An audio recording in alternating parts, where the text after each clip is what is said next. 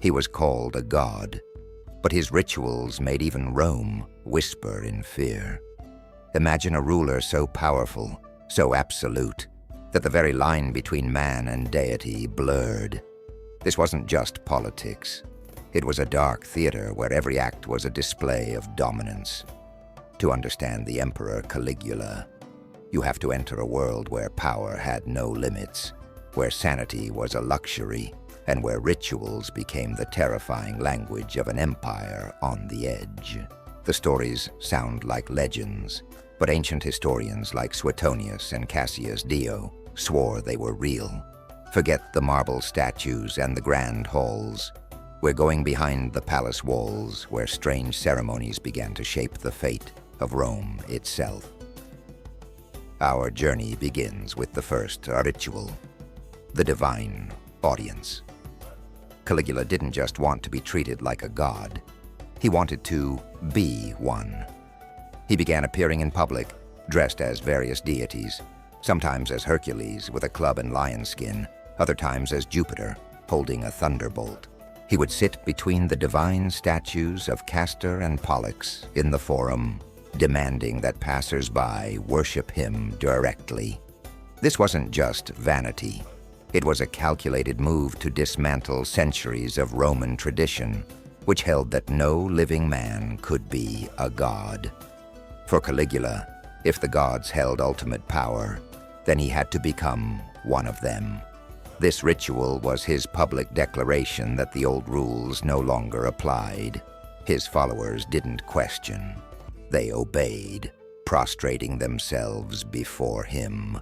But as his divine claims grew, so did the fear among the Roman elite.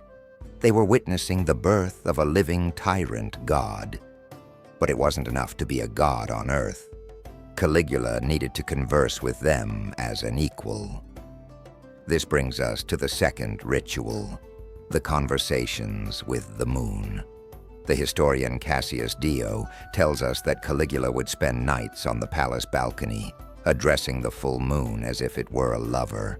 He would invite the moon goddess Luna to descend and share his bed. He'd whisper secrets to her, sometimes shouting at her if she didn't seem to respond. Was this a sign of madness? Or was it a performance for those watching? Some historians say these rituals were symbols of his loneliness and isolation, a man so far above everyone else he could only speak to the cosmos. Others say they were warnings, a message to his court that he answered to no mortal, only to the celestial bodies he considered his peers. Either way, the image of the emperor arguing with the moon sent a chill through the heart of Rome. The third ritual took his divine obsession even further, the bridge across the sea. Caligula, feeling insulted that the god Neptune controlled the seas, decided to prove his own mastery over nature. He ordered the construction of a temporary floating bridge, stretching 3 miles across the Bay of Baiae. It was an engineering marvel made of countless ships, anchored side by side and covered with earth. For 2 days, Caligula, adorned in the golden armor of Alexander the Great, rode his favorite horse, Incitatus, back and forth across this man-made land. He staged a mock battle, took prisoners, and held a massive, drunken feast right there on the water. This wasn't a public works project. It was a ritual of conquest over the divine. He had tamed the ocean. He had done what even the gods of Olympus hadn't. What started as a celebration, however, turned into something much darker, as the staggering cost of this spectacle began to bankrupt the Roman treasury. But no one expected what Caligula did next. This brings us to his most infamous act, the fourth ritual, the consul horse. Caligula's contempt for the Roman Senate was legendary.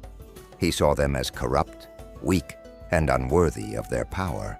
To show them just how little he valued their positions, he declared his intention to make his beloved horse, Incitatus, a consul, the highest office in the Republic.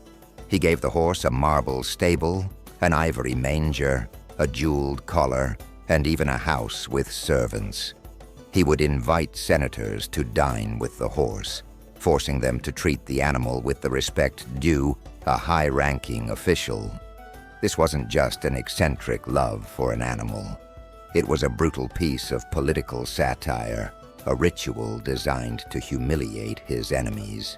By elevating a horse, he was telling the most powerful men in Rome that his steed was more competent and worthy of honor than any of them. Each ritual revealed just how far Caligula would go to prove his absolute power. Having humiliated the mortals, Caligula turned his attention back to the gods. The fifth ritual was the annexation of the gods.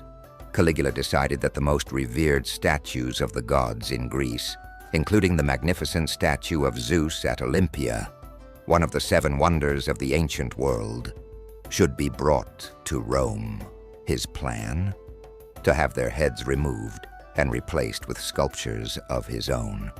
He was literally attempting to erase the faces of the gods and put his own in their place. This was blasphemy on an unprecedented scale. Fortunately, according to legend, his plan was foiled by divine intervention. The ship sent to retrieve the statue of Zeus was struck by lightning, and when his workers tried to dismantle it, the statue let out a peal of laughter so loud that their scaffolds collapsed. Whether true or not, the story shows how terrified people were of his ambition. And this is where the story takes a shocking turn. Caligula's rituals grew more personal and cruel. The sixth ritual is known as the human sacrifices. While Rome had long abandoned the practice of human sacrifice, Suetonius claims Caligula revived it in secret. These weren't public spectacles, but dark ceremonies held within the palace. He would allegedly offer victims to his own divinity, choosing them for bizarre reasons, like having a particularly elegant head of hair. At lavish banquets, he would reportedly have prisoners tortured and executed as a form of dinner entertainment. Even the Senate feared what happened behind closed doors. Historians debate the truth of these claims, suggesting they might be exaggerated propaganda written after his death. But the fact that people believed them shows the atmosphere of terror he cultivated. His rituals were no longer just symbolic. They were becoming deadly. Rome would never forget this one. The final ritual was the most desperate of all: the war on the ocean. After a failed military campaign in the north, Caligula needed a victory, so he marched his legions to the northern coast of Gaul, facing the English Channel. He arranged them in full battle formation, with catapults and siege engines aimed at the water. Then he gave the order to attack. The soldiers, confused, charged into the waves, stabbing the water with their swords. After this battle, Caligula declared a great victory over Neptune, the god of the sea. He then ordered his men to collect seashells from the shore as the spoils of war. He presented these shells in Rome as treasures plundered from the conquered ocean. It was a pathetic, absurd spectacle, the act of a man whose grip on reality was completely gone. This ritual wasn't a display of power. It was a display of delusion. In the end, Caligula's greatest ritual was his own downfall. His endless cruelty, his squandering of Rome's wealth, and his relentless humiliation of the Senate created an army of enemies. On January 24th, 41 AD, members of his own Praetorian Guard, the very men sworn to protect him, cornered him in a palace corridor. They did not grant him a clean death. They enacted their own ritual of revenge, stabbing him over 30 times. His story serves as a terrifying reminder of what can happen when absolute power is given to one man. History remembers his madness, But few understand his purpose. Was he a calculating tyrant, using ritual to consolidate power, or simply a madman lost in his own divine fantasy? Power had made him untouchable, until it didn't. Thank you for journeying back to the dark heart of the Roman Empire with us. If you found this dive into history fascinating, please hit that like button, subscribe to the channel, and ring the bell so you do not miss our next exploration of the past's most shocking stories. See you next time.